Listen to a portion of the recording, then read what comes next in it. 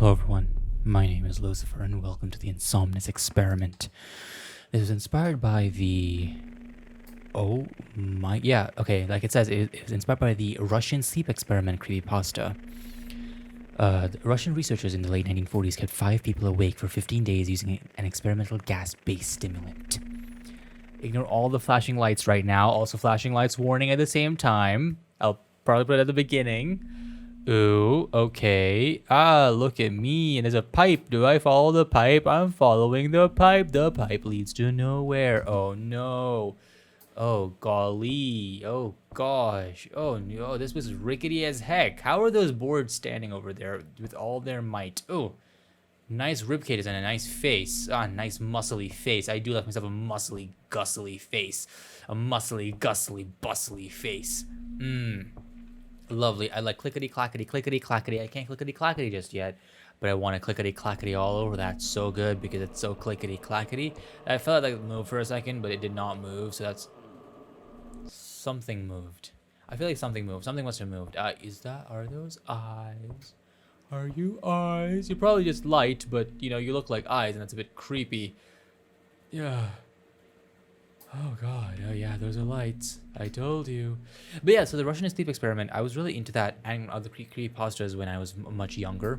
And apparently I am partaking in it right now. Or I don't know what my role in this is. I'm going to assume that I'm a part of it, or I'm like an explorer, exploring it by my exploring self. That I keep seeing things like bodies or something in like... Oh, the music stopped for a second. I was scared. Okay. Okay. This is fine. This is fine so far. Oh. Is that someone's footstep? Oh. Okay. Alright. That's a very... Oh! Doctor! Doctor Who! Oh.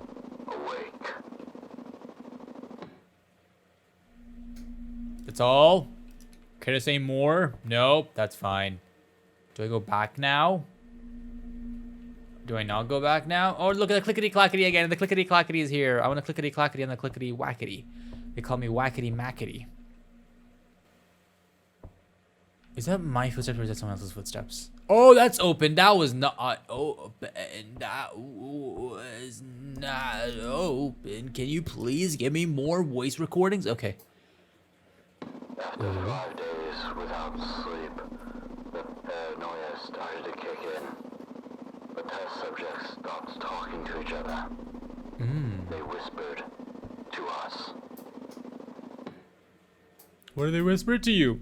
Tell me. Please tell me. Why are you keeping it to yourself? Is it a big secret? Follow the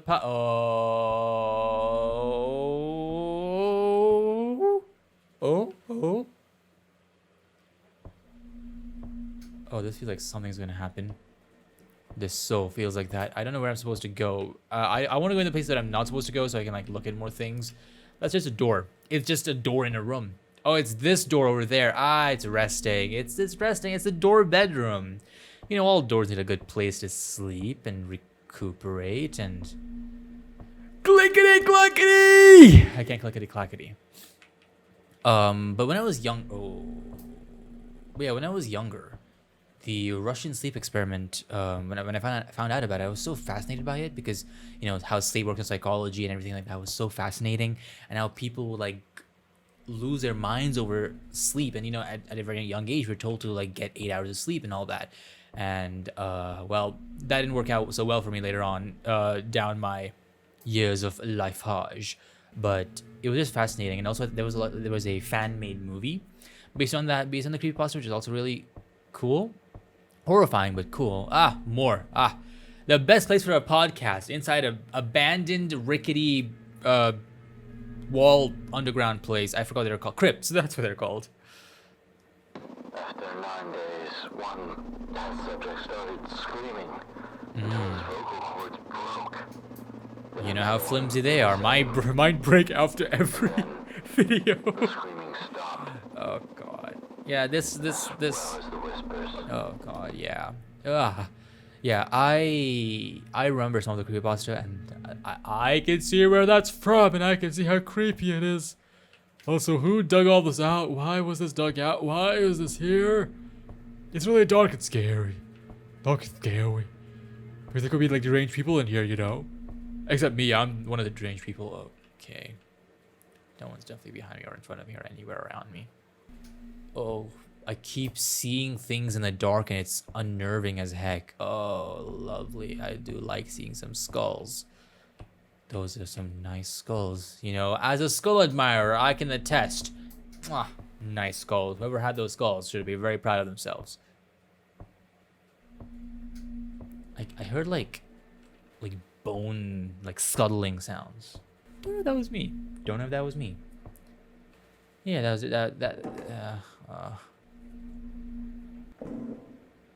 why am I here? Did I ask myself that? Should I ask myself that? Can I go back? Of course I can't, you know. Sometimes just going back. Oh. What?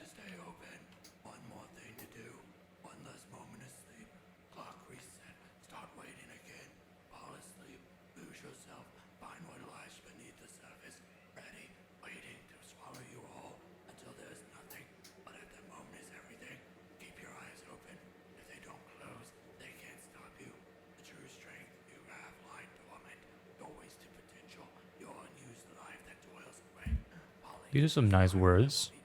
Nice sentences too. Ah. Oh. I don't know about you, but my legs are pretty not swole. I won't be able to outrun them, just like you said.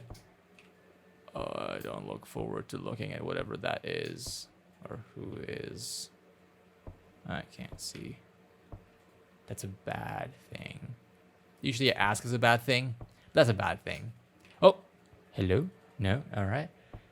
Okay. More of... I suspect that I'm going to be going inside one of these very soon. I'm not going to like it. Oh, boy. Oh, no. Oh, the eyes again. The light eyes. But yeah, I've always been interested in creepypastas, and recently I've been going through like videos where I like listen to creepypastas for like a couple of months and then I stop, and then I've been getting back into it. I prefer the long ones now just because I can just sit and listen to them for a while.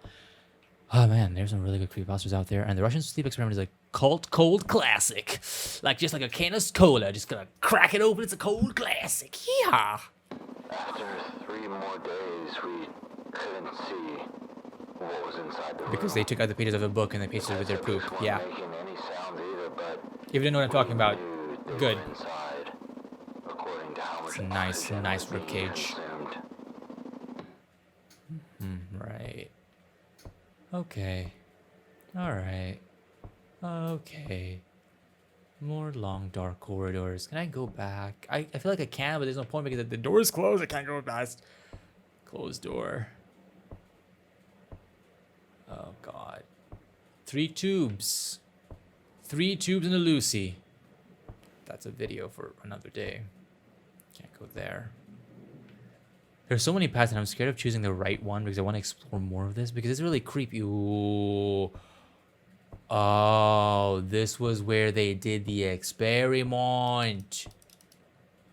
No, why am I going towards a big red wheel? I don't want to go inside there. That's scary. There's no one in there, right? There shouldn't be anyone in there, right? Yeah, okay. Good. Everything's fine. Oh, God. This is creepy. Imagine, like, going into these kind of, like, places. Like, I'm sure there's, like, a lot of the kind of, like, secret bunkers that have been abandoned around the world. Especially because there used to be a lot of these down, you know, many years ago during, like, the war and stuff. And now if you go in these places, it will be so creepy and so... Oh, it's unnerving and scary and just not great. The last one. No, I don't want it. The doctor announced that they will open the chamber to test the microphones. That the Okay. people inside need to get on the ground or they will be shot. Then we heard a whisper. Oh, no. We no longer want to be freed. Right, yeah. Was that a face that just went by? Hey. Why would you do that? Why would you do that? That's not fair. We don't like this, but you guys like it, so that's... Oh, whoa. Wow, that's... Why am I running? Why am I running? Why am I running? What am I running away from? Why should I run from the oust? I'm... What am I running why I am? Running why I am where? Where run I who with what? Would I run with who where which? Run I do which what that why?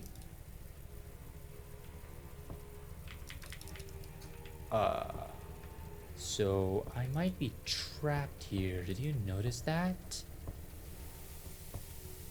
Ah, this was not open. I think. Oh, it wasn't, right. Yeah, okay. Too busy running away. Too busy running away. Oh, never mind. I can't listen to that. Okay. The subject had his abdominal organs removed. Oh, well, that's a The choice. doctor was cutting and trying to place the organs Where do I go? Right, They okay. were not painful anymore.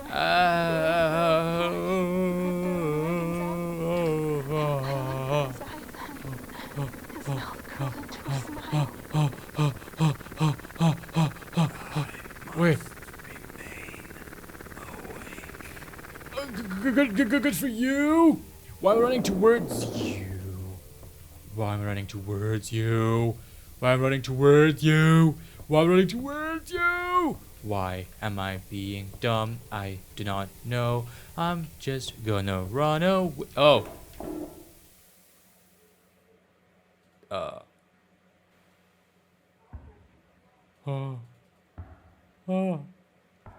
Tippity.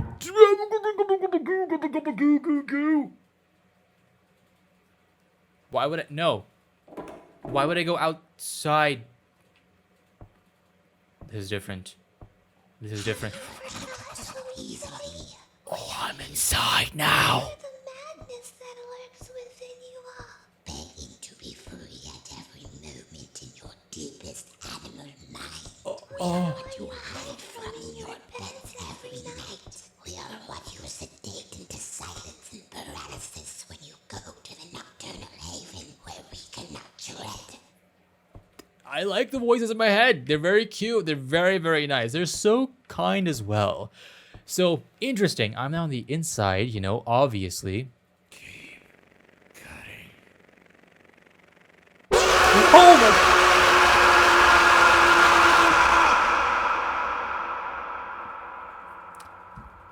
Okay. Okay. Okay. Okay. Oh, I saw you. I saw you. I saw you there. Oh, I sure did. Okay, that was very, very cool. You know, the Russian sleep experiment was a very cool creepypasta from back in the day, and it's really cool to see that being made into like this kind of like little horror game, and that was well done. I think the environment was really well done. It was very creepy, and yeah, that was really cool. That was really awesome, and that's gonna be it for now.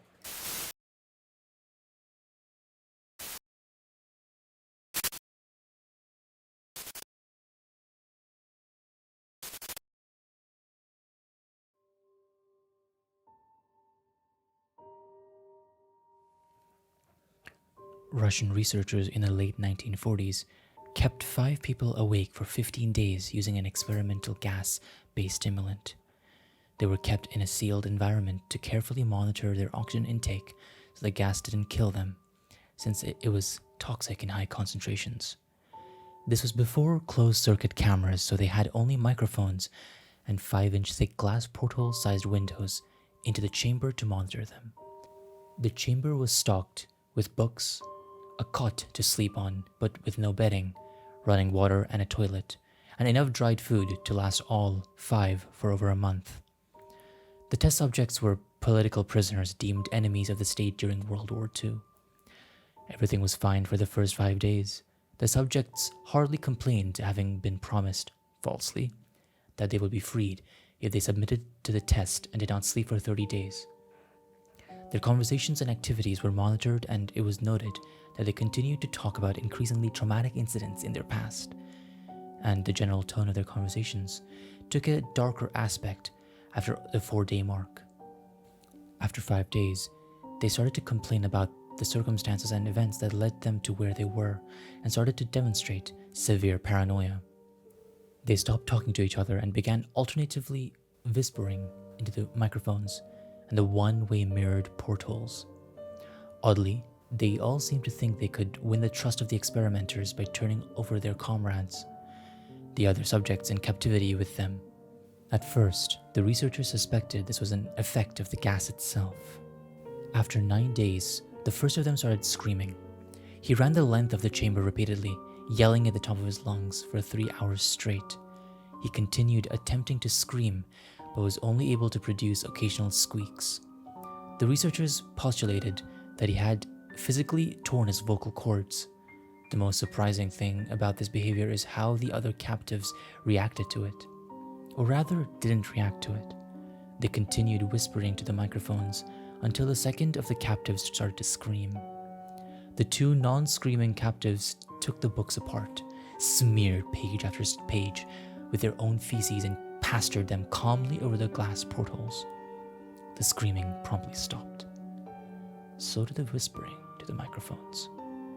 After 3 more days passed, the researchers checked the microphone hourly to make sure they were working, since they thought it was impossible that no sound could be coming from the 5 people inside.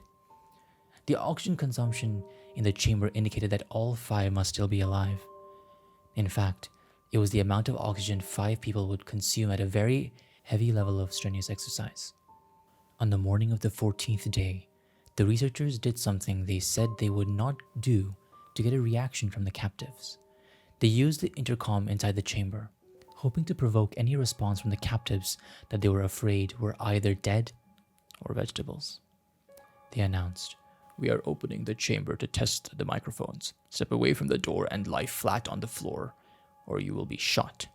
Compliance will earn one of you your immediate freedom." To their surprise, they heard a single phrase in a calm voice response. "We no longer want to be freed." Debate broke out amongst the researchers and the military forces funding the research. Unable to provoke any more responses using the intercom, it was finally decided to open the chamber at midnight on the 15th day. The chamber was flushed of the stimulant gas and filled with fresh air, and immediately voices from the microphone began to object. 3 different voices began begging, as if pleading for the lives of their loved ones to turn the gas back on. The chambers were opened and the soldiers were sent in to retrieve the test subjects. They began to scream louder than ever, and so did the soldiers when they saw what was inside. 4 of the 5 subjects were still alive, although no one could rightly call the state that any of them were in life. The food rations past day 5 had not been so much as touched. There were chunks of meat from the dead test subjects' thighs and chests stuffed into the drain in the center of the chamber, blocking the drain and allowing 4 inches of water to accumulate on the floor. Precisely how much of the water on the floor was actually blood was never determined. All 4 surviving test subjects also had large portions of muscles and skin torn away from their bodies. The destruction of flesh and exposed bone on their fingertips indicated that the wounds were inflicted by hand, not with teeth, as researchers initially thought. Closer examination of the position and angles of the wounds indicated that most of them, if not all, were self-inflicted. The abdominal organs below the ribcage of all 4 test subjects had been removed, while the heart, lungs, and diaphragm remained in place. The skin and most of the muscles attached to the ribs had been ripped off, exposing the lungs through the ribcage. All the blood vessels and organs remained intact. They had just been taken out and laid out on the floor, fanning out around the eviscerated but still living bodies of the subjects. The digestive tract of all 4 could be seen to be working, digesting food. It quickly became apparent that what they were digesting was their own flesh that they had ripped out and eaten over the course of days. Most of the soldiers were Russian special operatives at the facility, but still many refused to return to the chamber to remove the test subjects. They continued to scream to be left in the chamber and alternatively begged and demanded that the gas be turned back on, lest they fell asleep. To everyone's surprise, the test subjects put up a fierce fight in the process of being removed from the chamber. One of the Russian soldiers died from having his throat ripped out. Another was gravely injured by having his testicles ripped off and an artery in his leg severed by one of the subject's teeth. Another 5 of the soldiers lost their lives if you count the ones that committed suicide in the weeks following after the incident. In the struggle, one of the 4 living subjects had his spleen ruptured and bled out almost immediately. The medical researchers attempted to sedate him, but this proved impossible. He was injected with more than 10 times the human dose of a morphine derivative and still fought like a cornered animal, breaking the ribs and arm of one of the doctors. When heart was seen to beat for a full 2 minutes after he had bled out, to the point there was more air in his vascular system than blood. Even after it stopped, he continued to scream and flail for another 3 minutes, struggling to attack anyone in reach and just repeating the word "more" over and over, weaker and weaker, until he finally fell silent. The surviving 3 test subjects were heavily restrained and moved to a medical facility. The 2 with intact vocal cords continuously begged for the gas, demanding to be kept awake. The most injured of the 3 was taken to the only surgical operating room that the facility had. In the process of preparing the subject to have his organs placed back within his body, it was found that he was effectively immune to the sedative that they had given him to prepare him for surgery. He fought furiously against his restraints. When the anesthetic gas was brought out to put him under, he managed to tear most of the way through a 4-inch wide leather strap on one wrist, even through the weight of a 200-pound soldier holding that wrist as well. It only took a little more anesthetic than normal to put him under, and the instant his eyelids fluttered and closed, his heart stopped. In the autopsy of the test subject that died on the operating table, it was found that his blood had tripled the amount of levels of oxygen. His muscles that were still attached to his skeleton were badly torn, and he had broken 9 bones in a struggle to not be subdued. Most of them were from the force of his own muscles that he had exerted on them. The second survivor had been the first of the group of 5 to start screaming. His vocal cords destroyed, he was unable to beg or object to surgery, and he only reacted by shaking his head violently in disapproval when the anesthetic gas was brought near him. He shook his head yes when someone suggested it, reluctantly. They tried the surgery without the anesthetic, and did not react for the entire 6-hour procedure of replacing his abdominal organs and attempting to cover them with what remained of his skin. The surgeon presiding stated repeatedly that it should be medically impossible for the patient to still be alive. One terrified nurse assisting the surgery stated that she had seen the patient's mouth curl into a smile several times whenever his eyes met hers. When the surgery ended, the subject looked at the surgeon and began to wheeze loudly, attempting to talk while struggling. Assuming this must be somewhat of a drastic importance, the surgeon had a pen and pad fetched so the patient could write his message. It was simple. Keep cutting. The other 2 test subjects were given the same surgery, both without anesthetic as well.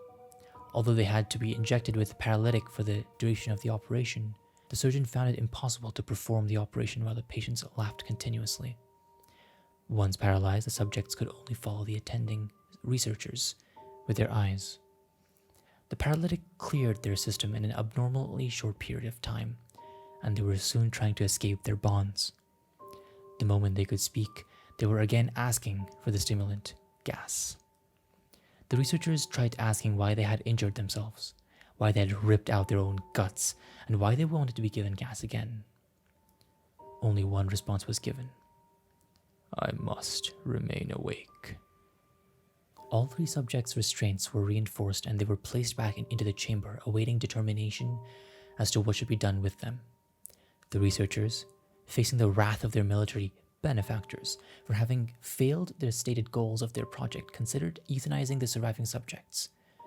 The commanding officer, an ex-KGB, instead saw potential and wanted to see what would happen if they were put back on the gas. The researchers strongly objected, but they were overruled. In preparation for being sealed in the chamber again, the subjects were connected to an EEG monitor and had their restraints padded for long-term confinement. To everyone's surprise, all three stopped struggling the moment it was let slip that they were going back on the gas. It was obvious at this point that all three put up a great struggle to stay awake. One of the subjects that could speak was humming loudly and continuously. The mute subject was straining his legs against the leather bonds with all his might, first left, then right, then left again for something to focus on.